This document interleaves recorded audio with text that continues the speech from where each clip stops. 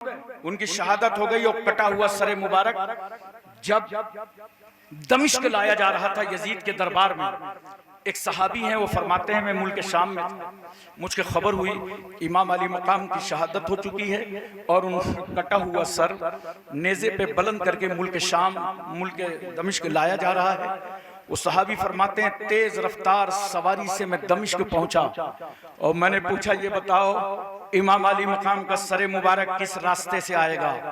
लोगों ने कहा बाबू सात से आने वाला है।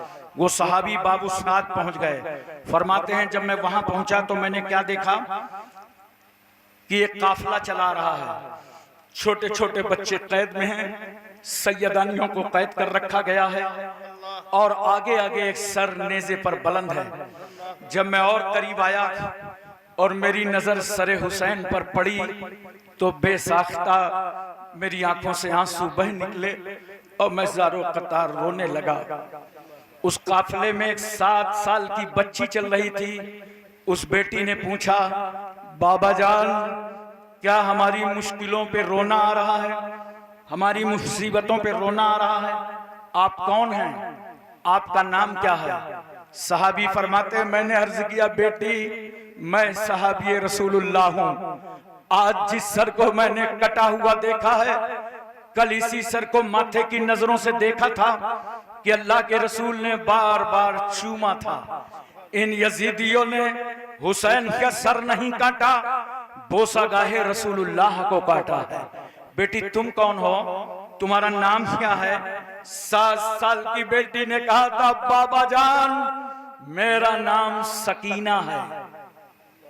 और ये जो कटा हुआ आप सर देख रहे हैं ना, ये मेरे वालिदे गिरामी इमाम हुसैन का सरे पाक है। साहबी फरमाते हैं बेटी कोई काम हो तो बताओ, आज मैं करबला वालों के काम आना चाहता हूं। अगर आज मैं काम आ गया तो कल मैदान हश्र में लोगों की उंगलियां उठेंगी, देखो देखो ये वो सहाबी जा रहे हैं जिन्होंने करबला वालों की मदद की थी, करबला वालों के काम आए थे। बेटी कोई काम बताओ। 7 साल की बेटी, जिनके घर में 7 साल की बेटियां हैं वो मुझे बताएं 7 साल उम्र ही क्या होती है?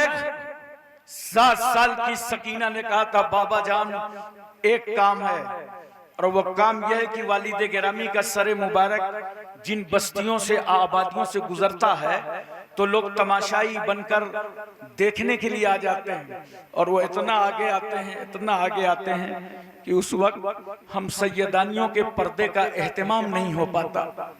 हम तो वो हैं जिनके घर में जिब्रील पर्दे का कानून लाए थे। हमारी दादी सैयदा फातिमा का गुजर पुलसराज से होगा तो महशर वालों को आवाज दी जाएगी महशरियो अपनी अपनी नजरें झुका लो, रसूलुल्लाह की बेटी फातिमा 70,000 हूरों के साथ पुलसराज से गुजरने वाली। बाबा जान एक काम है, वालिदे गिरामी के सरे मुबारक को थोड़ा आगे करा दीजिए ताकि हम सैयदानियों के पर्दे का एहतमाम हो सके।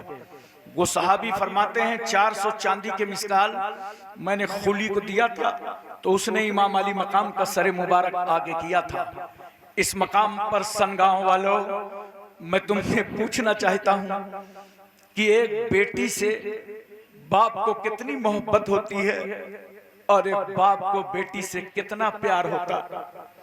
जब तुम अपने घर आते हो मजदूरी करके, काम करके, खेती से गल्ला पानी ले करके, कर्जदार की बकवास सह के, दुनिया के तमाचे सहकर, बिखरा हुआ चेहरा, बिगड़े हुए हालात, घबराई हुई शक्ल, नामुराद नाकाम, जब तुम अपने घर में कदम रखते हो और 7 साल की बच्ची तुम्हें देख लेती है तो वो अब्बू जान कह के पुकारती है और तेज कदमों से आकर बाप की गोद में बैठ जाती है। अब बेटी क्या बैठी, तुम्हें ऐसा लगा कि सारी थकावट उतर गई। बेटी क्या गोद में आई, तुम्हें ऐसा लगा पूरे शहर में कब्जा हो गया।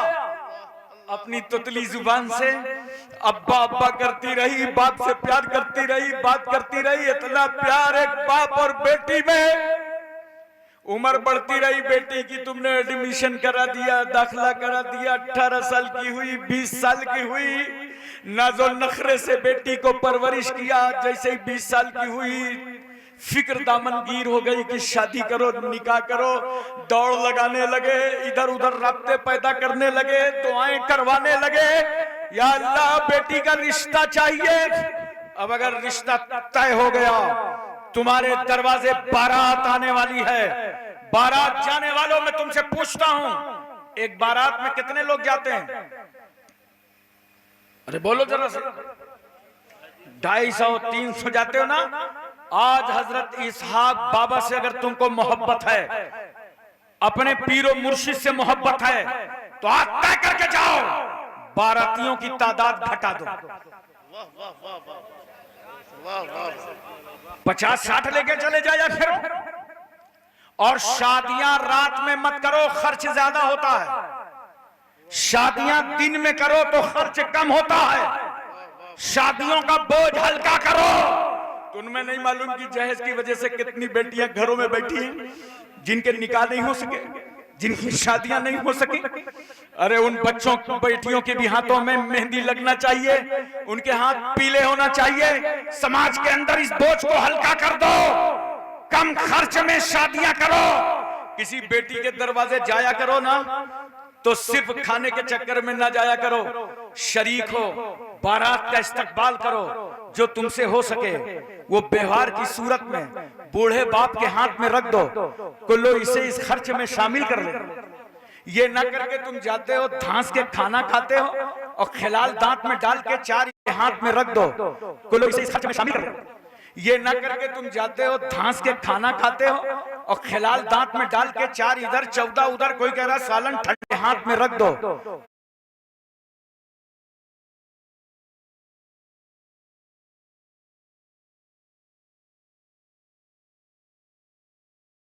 लो इसे इस खर्च में शामिल कर ले। ये ना करके तुम जाते हो, धांस के खाना खाते हो और खिलाल दांत में डाल के 4 इधर 14 उधर, कोई कह रहा सालन ठंडा था, कोई कह रहा है पुलाई अच्छी नहीं थी, कोई क्या कह रहा है कि क्या बताऊं, जब से सन 2016 से महरूमी चली है, मुर्गा ही हाथ लग रहा है। तरह तरह से तुम आपस में नाशुक्री करते हो। बोलो, करते हो कि नहीं करते हो? बेटियों के दरवाजे खाने का मंसूबा मत बनाया करो। उनके दरवाजे जाकर 1 गिलास पानी पियो और खुद बेटी के खर्चे के लिए कुछ पेश कर। इस तरह हमारे समाज की बेटियों के निकाह आसान हो जाएंगे। मैं आपसे पूछना चाहता हूं, रुखसती का वक्त आता है, कौन ऐसा बाप है, इल्ला माशाअल्लाह कुछ लोग होंगे जो पैसा जमा करके बेटी की शादी पर खर्च करते हैं, वरना अक्सर तो उधार लेते हैं, कर्ज में लेते हैं, ब्याज में लेते हैं। जिस सूद का लेना देना हराम था, बिरादरी को खिलाने के लिए वही काम उसने शुरू कर दिया। बंद करो ये तबाहियां मुसलमानों। रुखसती का वक्त होता है तो दूल्हा मियां आंगन के अंदर बैठते हैं 4 पाई में, और चारों तरफ से औरतें घेरे रहती हैं। अच्छा, दूल्हा अकेले जाते हैं? नहीं, उनके साथ 4-5 गुंडे भी होते हैं। और वो कहते हैं हम भी जाएंगे, हम भी जाएंगे, दोस्त है, हम भी जाएंगे। मैं उनसे सिर्फ इतना पूछना चाहता हूं, कान खोल करके सुन लो, कल तुम्हारे दरवाजे तुम्हारी बहन की बारात आएगी, तुम्हारी बेटी की बारात आएगी, और तेरी डेहरी पर अगर कोई चीख रहा होगा कि इनकी मां बहनों में मैं भी जाऊंगा, इन गैर महरमों में मैं भी जाऊंगा, तो तेरे दिल पर क्या गुजरेगी? कलेजा फट जाएगा। हराम रस्मों को शादियों से मिटा दो। इस तरह औरतों को घेर कर दूल्हा मियां के साथ मत बैठाया करो। अगर तुम्हारा व्यवहार है, तुम्हें रुमाल और बटुआ अंगूठी डालना है, तो दुल्हन की मां को भेजवा दिया करो।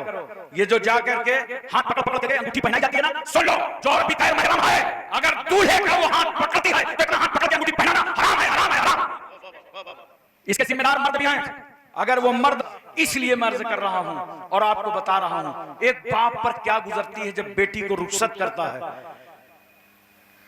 रुखसती होने लगी, सारे लोग तैयार होने लगे, आखिरी में बाप को बुलाया जाता है, चलो अपनी बेटी को इजाजत दे दो। जानते हो किस शक्ल सूरत में बाप आता है? टोपी टेढ़ी हो गई, कुर्ता में सालन का दाग लगा हुआ है, दाढ़ी में धूल जमी है, दिन भर मेहमानों को खाना खिलाता रहा, और कभी बाराती नाराज हो गए तो उनके नाज नखरे भी उठाता रहा। अरे नादानो, उस गरीब बेटी के बाप से क्यों नाराज हो रहे हो? तुमको मालूम है उसने कैसे ज़ियाफत का इंतजाम किया है? कहीं कर्ज में तो पैसे लेके नहीं आया, उधार तो नहीं लेके आ गया, कहीं जिस सूद का लेना देना हराम था उस तरह तो व्यवस्था नहीं कर ली। मत उसका कलेजा चबाओ, मत उसे तकलीफ पहुंचाओ। दिन भर लरस गया, कांप गया, मेहमानों को खिलाते पिलाते, अब घर वालों ने एक इम्तिहान में डाल दिया। बुलाओ बूढ़े बाप को, बेटी दुल्हन बन करके आंगन में तैयार है और लोग कह रहे हैं इजाजत दे दो। बाप आगे बढ़ा, हाथ लरस रहा, बेटी के सर पर रख दिया, मेरी नूरे नजर लगते जिगर, जा खुदा हाफिज। अल्लाह। बेटी तेरी परवरिश में, तेरी तालीम और तरबियत में अगर बूढ़े बाप से कोई कोताही हुई हो तो इसी दरवाजे पे माफ करके जाना, जा खुदा हाफिज। बेटी मैं तेरा हक ना अदा कर सका जो अल्लाह ने मुझे अपनी गरीबी में दिया था, मैंने पाला संभाला, तेरा निकाह कर दिया। बेटी मैंने अल्लाह के नाम पर तुझे दामाद के हवाले किया है, जा खुदा हाफिज। ससुराल को अपना घर समझना। बेटी तेरी पैदाइश से लेकर अब तक अगर कोई कोताही हुई हो तो इस आंगन में बूढ़े बाप को माफ करके जाना। हाँ, इतना कहना था कि बाप रो पड़ा, माँ की चीखें निकल गई, बहनें रो पड़ी, भाई तड़प गए, खानदान के आंसू नहीं रुक रहे। एक आंगन में इतने आंसू बहते हैं तब एक बेटी रुखसत होती है। कहा जहेज के मंतो, कहा जहेज के भिखारियों, जो शख्स जहेज का मुतालबा करता है इशारतन के नायतन भी वो समाज का भिखारी है, भिखारी। ऐसे भिखारियों के घर अपनी बेटियों का रिश्ता मत करो, अल्लाह तुम्हारा भी हाफिज़ो नासिर है और तुम्हारी बेटियों का भी हाफिज़ो नासिर है। नादान जो शख्स इज्जत आबरू के साथ अपनी बेटी अपने सहने चमन से रुखसत कर दे, सबसे बड़ा यही जहेज है। सबसे बड़ा यही जहेज है। अब एक आखिरी बात बता दो, एक वक्त आएगा कि फिर मौत आएगी। बोलो, उस बूढ़े बाप का भी इंतकाल होगा। जैसे ही समाज को खबर होगी इंतकाल हो गया, सब दौड़ेंगे, मगर जब उस बेटी को खबर होगी कि दुनिया से मेरा मेहरबान चला गया, मेरे बाप का इंतकाल हो गया, मेरा बाप दुनिया में न रहा, रोती तड़पती चीखती माँ के दरवाजे पे पहुंचे, संभलते संभलते डेहरी पे गिर जाती है, आंखों से आंसू जारी, रो रही।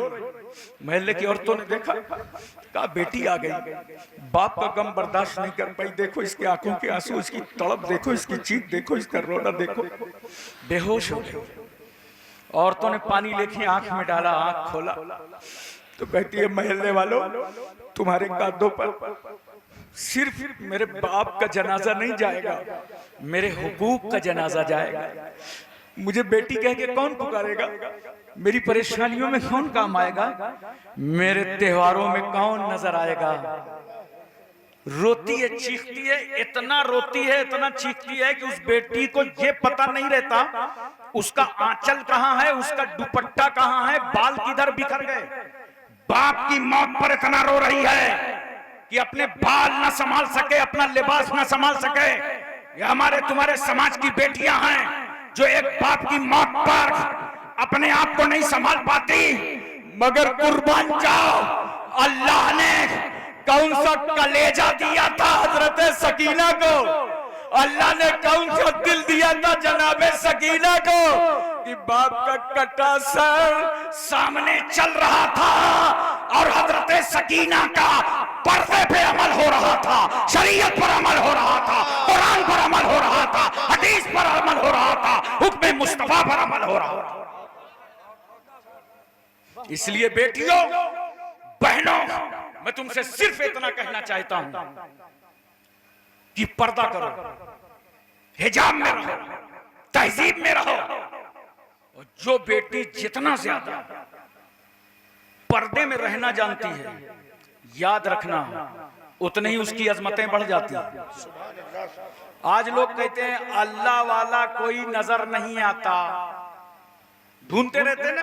अरे हमने नहीं करना चाहते कि नमाज पढ़ें, रोजा रखें, नहीं, कोई मिल जाए तो शायद काम चल जाए, ढूंढते रहते तो कहते अल्लाह वाला नजर नहीं आता। अरे हमने कहा अल्लाह वाला नजर क्यों आएगा? अजीम है तो जो जितना अजीम है उतना ही पर्दे में। जी जी जी, क्या जितना अजीम उतना पर्दे में। देखो मज़ारे बहुत हैं, लेकिन इस इलाके में हजरत इसहाक शाह रहमतुल्लाह अलैह अजीम हैं तो चादरों के पर्दे में। वाह वाह वाह, बोलो, ख्वाजा गरीब नवाज अजीम हैं चादरों के पर्दे में। किताबें बहुत हैं, कुरान अजीम है तो जुज़दान के पर्दे में। वाह वाह वाह, मस्जिदें बहुत हैं, काबतुल्लाह अजीम है तो गिलाफ के पर्दे में। ए बेटियों, तुम जितना ज्यादा पर्दे में रहना जानती हो, इस्लाम तुम्हारी अजमतों की हिफाजत करना जानता है। इसलिए नौजवानों, तुम मौला अली शेरे खुदा के गुलाम बन जाओ, और ए मेरी बेटियों, तुम सैयदा फातिमा की कनीज बन जाओ। वाखिर दावाना अनिल हम्दुलिल्लाह।